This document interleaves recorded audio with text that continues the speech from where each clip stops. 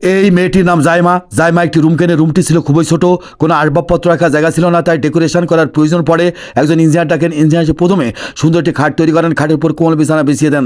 খাটের উপর থেকে যাতে মেঝে না পড়ে যায় সে ব্যবস্থা করে দেন। খাটে ওঠার জন্য সিঁড়ি তৈরি করেন। সিঁড়িতে ডয়ার তৈরি করেন। প্রত্যেকটি ডয়ারে প্রয়োজন জিনিসপত্র রাখেন এবং তার ভিতরে ঢুকাই দেন। সিঁড়ির উপর সুন্দর একটি ডয়ার সিস্টেমের টেবিল তৈরি করেন। টেবিল উপর আয়না রাখেন যাতে জাইমা সাজগোজ করতে পারে।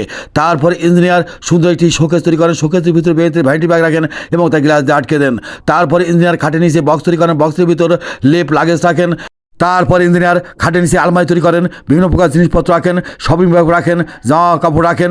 খাটের সামনে দিয়ে পার্টিশন দিয়ে দেন এবং একটি পর্দার ব্যবস্থা করে দেন। খাটের সামনে সুন্দর একটি শোকেস তৈরি করেন। শোকেসের ভিতর বিভিন্ন প্রকার বইপত্র রাখেন এবং অন্যান্য জিনিসও রাখেন। ড্রয়ার সিস্টেমের একটি টেবিল তৈরি করেন। টেবিলের উপর ল্যাপটপ রাখেন যাতে জাইমা ল্যাপটপে কাজ করতে পারে। টেবিলের উপরে সুন্দর একটি বুকসেল তৈরি করেন। প্রয়োজনীয় বইপত্র রাখেন এবং তা গ্লাস দিয়ে আটকে দেন। তারপর ইঞ্জিনিয়ার একটি বক্স তৈরি করেন।